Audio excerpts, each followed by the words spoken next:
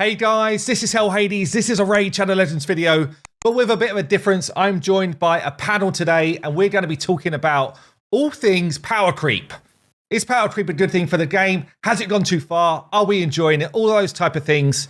Before I get into it, I just want you to comment down below, who's the odd one out in the group?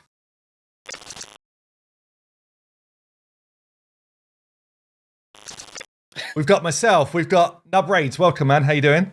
Good, yeah. Great to be here. Awesome stuff. We've got YST hiding in the back there. How you doing, mate? How's it going? I can't see myself, but I must be in some weird situation if I'm hiding. And we've got Saph as well. How are you, buddy? I'm all right. I'm doing good. Well, for those people that commented down below and said that Nubraids is the odd one out because he is not part of HH Gaming, you were wrong. Nubraids has joined the team this week to basically up the quality of this website and everything we do. So I guess firstly, welcome to the crew.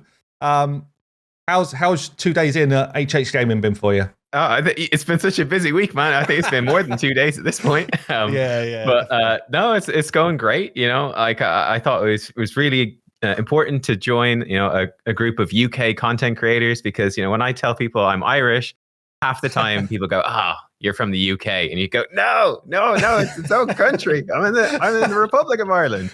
So I thought, let's make it really confusing and join a bunch of lads from the UK. Let's do it. Yeah, why not? Well, it's awesome, man. Firstly, great to have you on board. I think from our point of view, we were looking for someone else to join the team to help us, I guess, strengthen our ability to write awesome guides, keep up to date with the bazillion changes that Raid keep throwing at us in terms of champion stuff. The three of us, as in Saph, myself, and YST, basically, we're always trying to get things like blessings up to date, the new game modes up to date, all that type of stuff, and write good guides for the player base. So awesome to have you on board. I guess just to, YST, what do you think the odd one out is here then? So who is the odd one out? What? My question, who's the odd one out? Well, it's not Nubraids. Who is it? Do you know? No. What's going on now? Is it? Saph, do you know who the odd one out is? Of course I do. It's me. Because I'm the only one not on the test program. I'm the only non-official raid creator now. He's the only one. He's the only one who's not allowed in. I was like, don't let him in. Is there someone else here on the screen that we just can't see yet? No. Because what we should be memeing about now is the fact that I've left the basement after Fiction was in the basement and we've replaced it with Mr. Nubraids. But no, I'm still in the basement because I'm the only one that doesn't know have a Scooby-Doo what goes on before everyone tells me, did you know this was happening? It's like, no, I didn't because I'm not in the program. Petition, man. We need to get Saph on there. It's ridiculous at this point. It's when a laughable meme. Comments, right? When you go for his comments on YouTube, all it is like, give Saph the test server. If Saph had the test server, there'll be no bugs in this game and all of this. So bearing in mind, they actually use Saph's channel to bug fix. Literally, Saph drops a video and it's like, oh yeah, there's a bug there. If you could fix that one. Hold on a minute. Have we thought about this thing that's going to break the game? Saph just told us about it. We'll fix that. They watch the channel.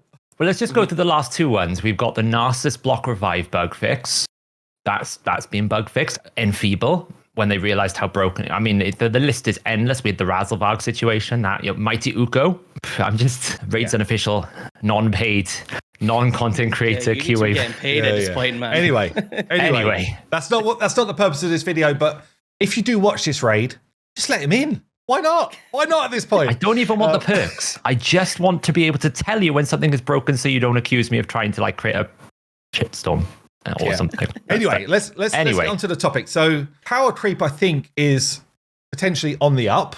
I think, I don't know, we'll see if you guys agree with that, but it feels like power creep has had this kind of curve and it's kind of moving into insanity from my point of view. Especially over the last year. Over the last year, we've had the release of mythical champions. We've had new legendaries coming in, like void legendaries, which just seem to have pretty nutty abilities. We've got fusions like Armanz, which seem to just make a bit of a mockery of wave-based content. So I guess, Nubraids, let's have your view first. Is this something which you think is an issue, or do you enjoy it? And do you agree, I guess? Yeah, well, I mean, I can start with the fact-based before giving opinion-based. Fact-based, I definitely agree. I think especially when you look at recently, we had the blessing rebalancing, which basically added a ton of stats into blessings. And now with nearly every fusion, you're having an event tied in with that fusion as well, which is giving you a soul for the fusion. You've got, more the soul stone booster, you're getting more souls.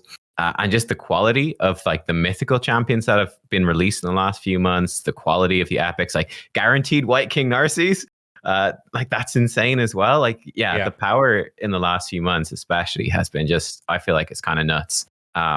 Just take that point for a second. The White King Narses. So firstly, his partner, which massively empowers him, was the fusion. And then he's come out as one of the top tier nukers. I mean, I don't think we've seen anything like that before. It's like, basically, we're giving you the tools to have a top tier duo. Maybe. I mean, a lot of the Valentine's duos generally come with some sort of guaranteed aspect. They're like Taja Timit, not as powerful, but they were guaranteed. Like Siphi Rotus back from the days you had Vlad Constantine. I'm trying to think of Siphi Rotus. I mean, Rotus was Rotus was a fusion, right? Yeah. Which obviously was the power pick. But the equivalent to that was now, well, then we'll give you a guaranteed way to get Siphi. Like that's the equivalent to what's happened this time round, which we've never had. Absolutely. I mean, I think, to be honest, they've almost gone to this phase of previously they would have been, that's a little bit too strong. Now it's like, doesn't really matter. Let's just do it anyway. That seems to be the mentality. It's also like, you might have noticed that obviously they gave us the White Queen and Cora fusion, guaranteed with the White King Narses to get, that superpower onto your account. But then they're also following it with get yourself a 5-star blessing at the exact same time, right? In some of these events. So it seems like every fusion nowadays is get the biggest soul for it at the same time, guys, just add to your account. Which is like a massive upgrade to a champion. Like anything above 4-star as a soul is huge in terms of like the power creep that you can get. I mean, just looking at my White King here, I have no empowerment. And, he's an HP-based champion, so I'm gaining basically an extra 10% worth of damage when you think about his crit damage and his HP together.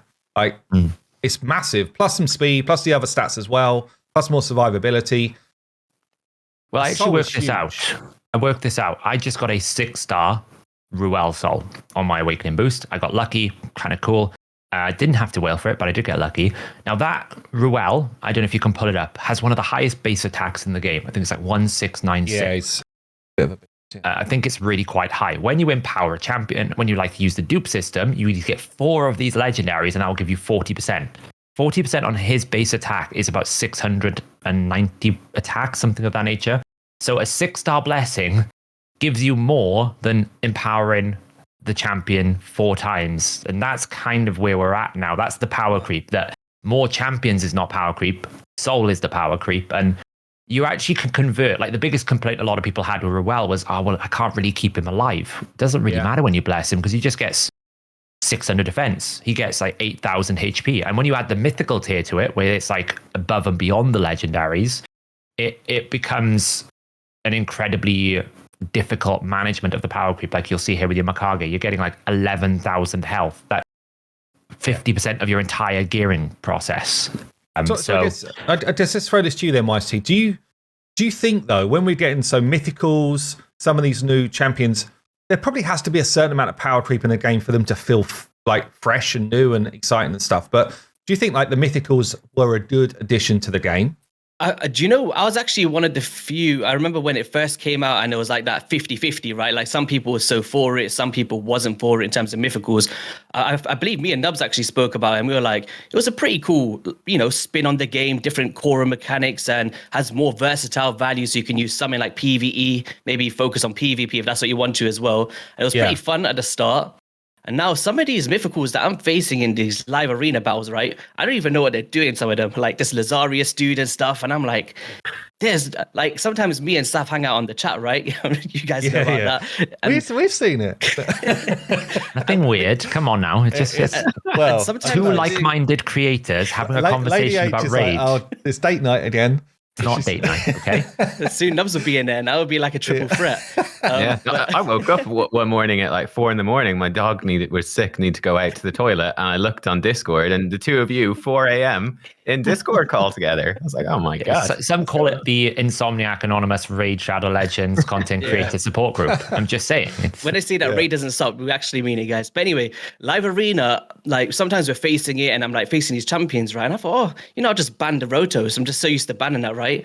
And then this Garrel or this next dude will just come out and just go boom, and blink of an eye, I'm dead. And I thought, I thought I had some survivability in my team, man. Yeah, everything was just diminished. So I could definitely feel that there's some power elements being added to them, and they're even starting to buff ones like Siegfried, right? I believe that he's got a lot more powerful than he was before, from what I've heard. Yeah. So it's ridiculous. It does show that they do feel like the next step above the legendaries, because it was just nuts the stuff that I'm facing with these things, man.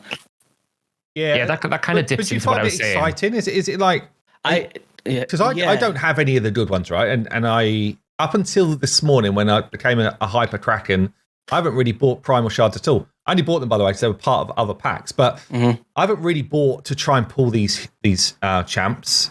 And we're starting to now see some pretty nutty ones come through. We're starting to see like the top end of flat players or top end of live arena players actively pushing to get +2s, +4s in mythicals, which I don't think we saw right at the start. Is it a fun addition to the game? I think, do you know what? For me as a player that's been playing for 5 years, I hardly ever spend in this game. When I do, it's just for like content purposes, not for myself. But on a personal standpoint, sometimes I'm like, if a good pack comes out for primals, I would love to have just one mythical. I don't care who it is, right? So I feel like subconsciously, I do like the addition of it because I want one, right, for my account, being completely honest. Sure. But it definitely does add that layer of power to your account, because my nukers just aren't enough anymore. What do you think, Nubs? Is it something which you would pursue? Is it something like a shard that you'd rather get now versus anything else, the primals? Yeah, probably. Yeah, I think they're really strong, especially because there's the 2x mythical boost events that they run very rarely. So like saving up for that seems pretty hype now. Yeah. I agree with YST when he was saying that, man, even just having one mythical, I think that's something that this system does well, is because obviously we're talking about the Krakens going for, multiple empowered copies. Like that's a whole different ball game. But for a typical player, you're not going to get many. Like I don't have any mythicals yet. I think you guys maybe have one each or none each. I have 0. I've got one. I've pulled one. I got mikage. It's kind of exciting though when you get them. You're like, oh wow, I got that. And most of them are crazy OP. So you're like, oh, I've got this cool crazy OP thing. And probably most of the people I'm playing against are not going to have it. And it's sort of unique to me. I think that's actually quite fun and enjoyable. It does get overwhelming, I think. Like I've had a couple of live arena fights, like you guys were saying. You go in and there's like 4 mythicals, and you're like, what do these even all do? What do they do? They're so complex. Yeah, you're like, I don't know. There's just too much going on here. Like that's a very bad side of it. I think it works well when you only have like 1 or 2 though total. That's kind of good. Yeah. What do you think, Saph? You're someone who's kind of a big min-maxer in most content that you play. So, firstly, do you have a mythical? I got mikage. So I've got outside of mikage. Okay, so you just got mikage. That's it, yeah. But I must be close, because I've whaled on a few primals when they were good offers. When those $4 one came out, Have you actually used mikage as this, the way she's intended, like a double champion? So she's got two sides, and in the same content, are you flipping her forms, etc., or do you say actually this content I want her for form 1, this content she's better in form 2? How do you tend to use them? So in general, I feel like mythicals mostly should be used in one form, but there are some like various situations where it might not matter. So like, for example, mikage is a great example where you could use her in multiple different ways. In arena, her alternate form is very, very strong when you start a fight, because you can buff remove, you can slow them down, you can stun them. If that mikage gets into an alternate form, she's constantly dropping the turn meter of the enemy's highest attack. You kind of lose because you just don't get to take. It's a bit like a budget Armanz, if we ever call it like that, where you just don't get to take a turn really, and then she switches back to a main form, and then ally attacks you to finish you off. The main area where I use her in kind of both forms is finite hard. So as I'm going through the waves, I'm using her alternate form because it's AoE to control the waves, and then when I get to the boss, I'm just leaving her in her base form to do her ally attack and join in the attack with Zinogre. So there are some situations, but then a lot of situations you just use their alternate forms. Really, you build them for their alternate forms, especially like people like Frolny, where their entire damage profile changes. I think what we're finding with mythicals more than anything else is they're getting more and more complicated, which is giving you more and more ways to use them. Whereas the first batch we had were very basic, very straightforward. Yeah. Except for Siegfried, who for some reason is now a Giga one-shot champion that still isn't a mythical because you can't transform him. I don't really know why we didn't do that, but you still can't change form. But when you wave 3, you kill everything.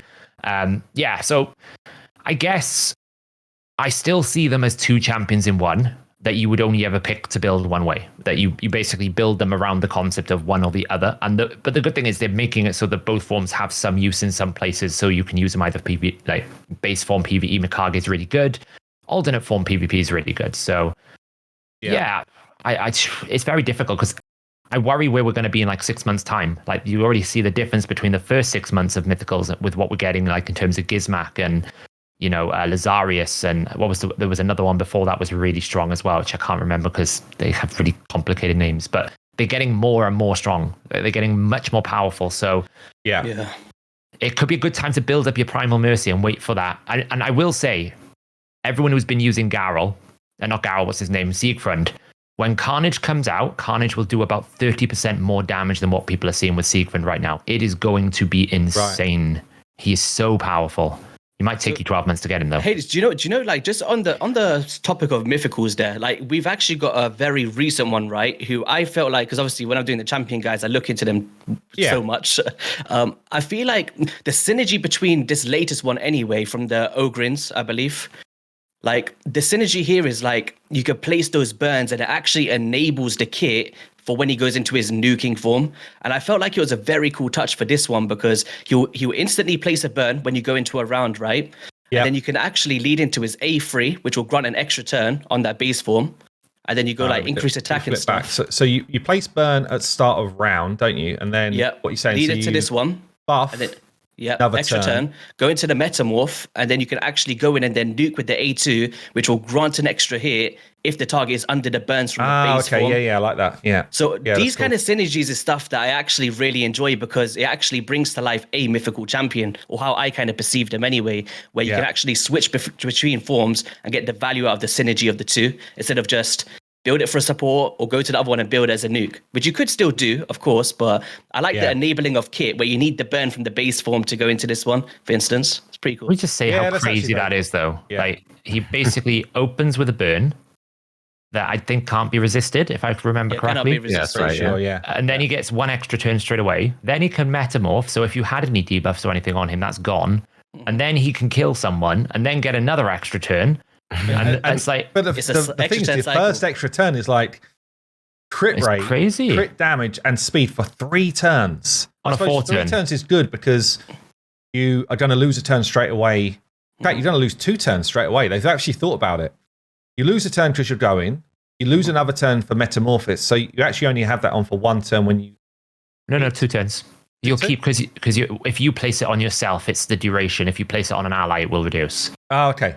So he'll have it for like 2 turns when he metamorphs, so he still has the buff. And then he actually has another extra turn in this one as well, so you can bring down the cycle to metamorph back into the other one again. so basically, but also here another cannot be resisted. Drops their defense if he wasn't already going to hit hard enough. He drops their defense before he attacks.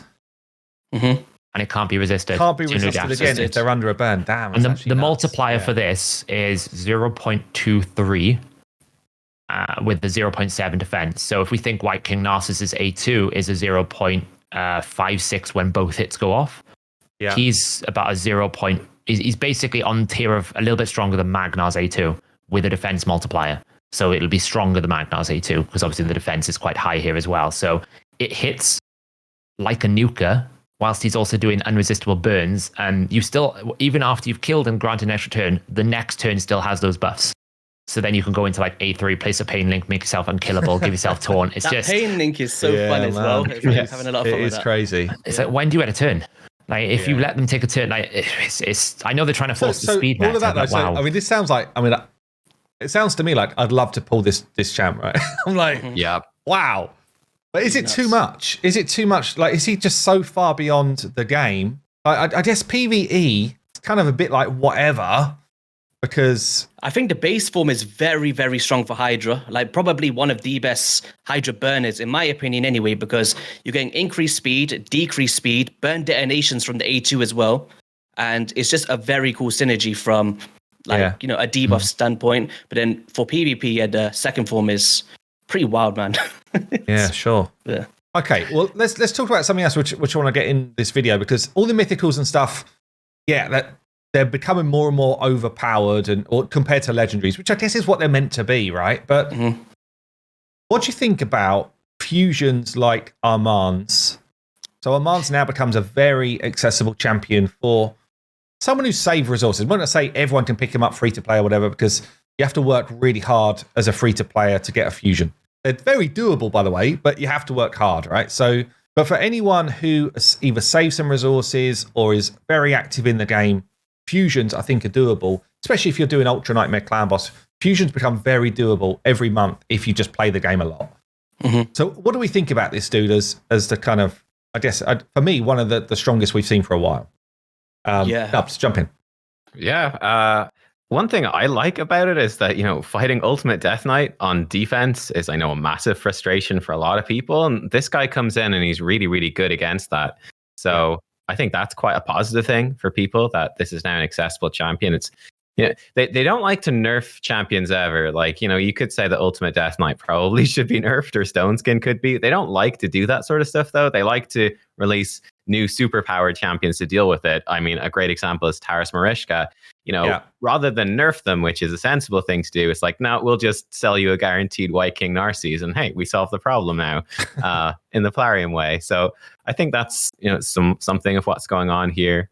I don't know. For me, I don't really mind the fusions being really powerful, because everyone can, well, not everyone, like you said, but a lot of people can get them. They're probably the most accessible champions in the game, really. So it's like super powerful, accessible champions, sort of helps people catch up. Keeps people relevant, even if you're not spending lots of money, right? You can still get really good champions. It's something to look forward to. So I don't know. I've seen some doomsaying about this guy. I don't know, though. Maybe I'll regret it, but I like it at the moment. I'm curious what you guys think. Saph, what's your view on someone like this? So there's two angles for me. In PvE, the main issue I have is it's A2. I just don't see how you can ever make content. So I'm always looking at it from the developer's mindset, where I'm like, okay, now I've got this ability in the game. How do I make anything compelling? How do I make any challenge interesting? Because if I can just use Armanz everywhere, like, there's no wave content. So I have to make the boss challenging. It's very much like the problem with bosses now, where you're always going, can someone just bring 2 newts and make the whole content point, the whole thing trivial? So I have a problem from a balancing point of view with him. From a PvP point of view, it just drives people further and further towards Stone Skin, because now what you will do essentially with Armanz, and this is what I think the meta will become. At the moment, it's very much a bolster meta. Because people can ban Narses, they can keep doing that. Now they can't ban Narses because they're either going to have to ban this guy. What they will do is just have 4 Stone Skin, and everyone is just going to be waiting 5 minutes for Stone Skin to fall off, and then hopefully you don't get polymorphed by something when you go into a fight. It's just the wrong direction to take PvP, and I'm pretty confident that when Armanz comes out, Live Arena will be on its deathbed, without sounding dramatic, because I'm already seeing top-end players going, they are frustrated and fed up with polymorph everywhere, and now you're just adding more sheep, and it's not going to bring the speed meta back, because people are just going to go 4-turn Stone Skin. It's the only way to stop his A2. Yes, you can Stone Skin, you can get rid of Ultimate Death Knight Stone Skin. I will add, by the way, just on the A3, they've added that it can't be blocked. That wasn't in our descriptions. This debuff cannot be blocked at the top there. If you look at the description, that's been added since it's gone live.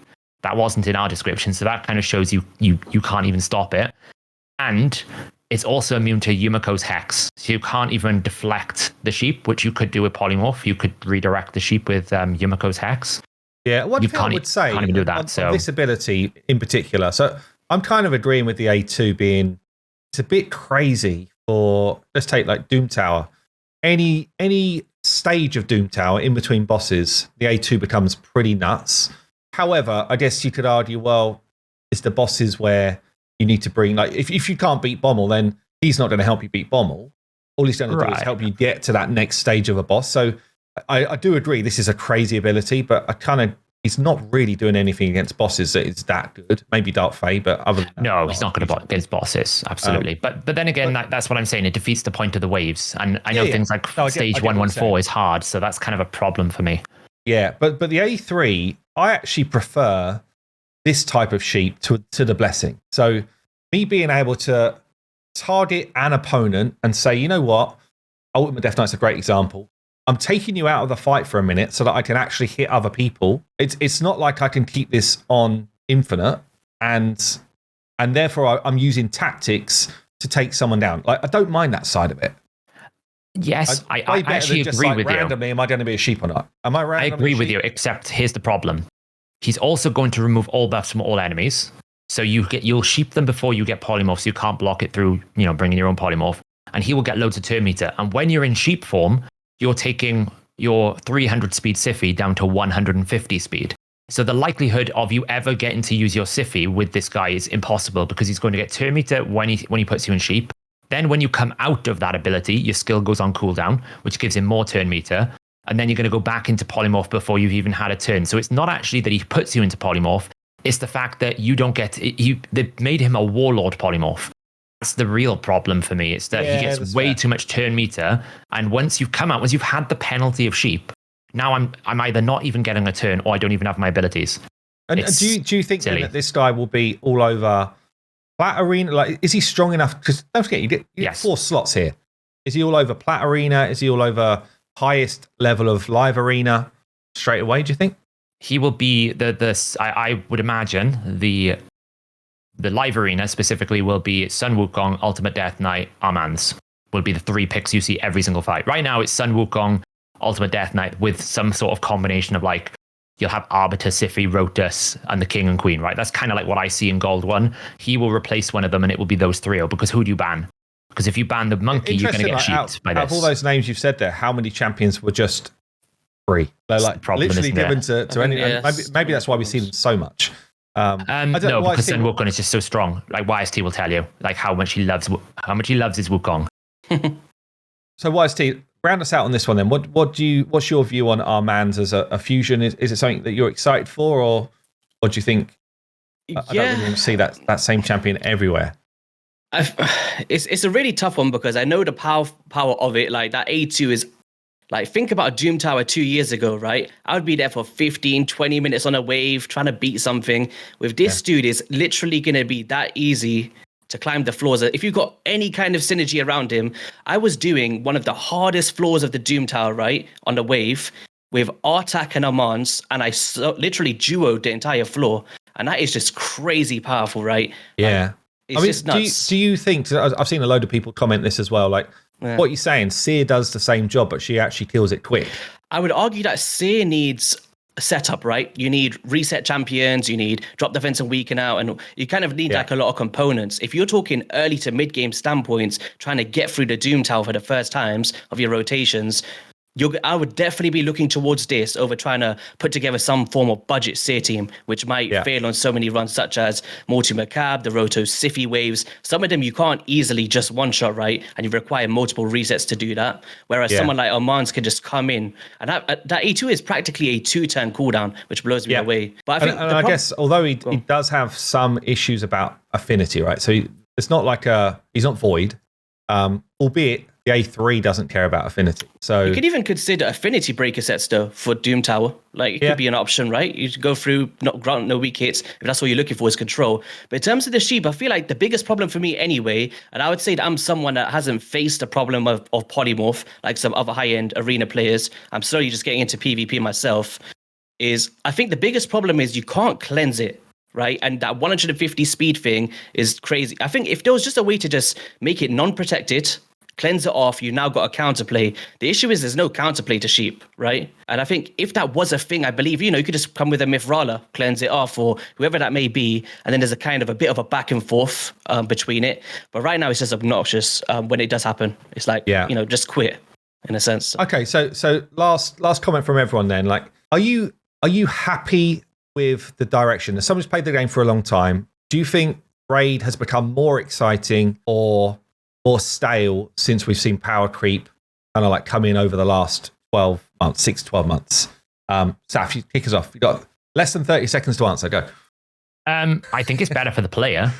I can definitely see like the fact that they're doing this model now of fusion into Titan events, and the Titan event empowers the fusion, pays you better as a player because I'm getting the fusion. I get that 5-star Ancora Soul. Cool. I can get access to really powerful blessings, and that will change my direction. I think it's better for the player. In terms of overall game health, I really worry where do we go in 6 months? How do you keep designing more things to make it worth all those souls? So that's why I'm interested to see what's in their pipeline. I know they work on 6-month pipelines, but it's got to be better than Cintrano's RNG Fest. That's all I'm saying. Okay, Wise T? Can we go to Nubs first? I'm still thinking. Go on in, Nubs. Sure. I think just in terms of my feeling, I would say that back around like November last year, like before Christmas last year, I was actually feeling fairly negative about the game. At the moment, I'm actually feeling fairly positive about it. So that's where I'm at in terms of feeling. And yeah, like there is sort of constant events and all of that going on right now. Like it's really been intense and the power creep is huge, but I don't know. At the same time, I'm enjoying it, and I'm enjoying the regular like free gear changes and the blessings and all of that, and the new gear sets being insane. I just find that there's fun and exciting things to do. So for me, I like that part of it. Okay, Wise T. I just feel like Saph and Nubs like literally said everything that I would say. I guess like there was a point in time where I was like, oh, the game is feeling a bit stale. I would say maybe somewhere between September to November-ish, if I recall correctly. But I was just in a point of I do my dailies and I'm kind of done with it. But I have felt myself kind of coming back into it and then wanting to, maybe get the next soul for a champion. And some of these fusions are enticing to a player like myself, as I feel like they're a bit quirky and innovative. Like I really enjoyed Blizzard. I know it's not for everybody, but Saph will tell you I use them all the time. Like he's like, why are you using this in your team? But I just enjoy that stuff. But I think overall, I think it's in a better place than it was in the last quarter of last year, for sure. Like a lot more exciting things going on in terms of fusions and events. Okay, cool. Well, look, I guess you guys let us know what you think down below in the comments. Are you enjoying the changes that Raid have put in over the last 6 months or so? Do you think power creep is an issue? Let us know. And just to round the video off, thanks everyone for joining. Thanks for your thoughts. And welcome again, Nubs, to HH Gaming and supporting the team on the website and stuff. So, yeah, welcome along, buddy. Mr. Nubby. Hey, great. Thanks for having me on. It's great to be here. Awesome. Have yourself a great day. We'll catch you soon.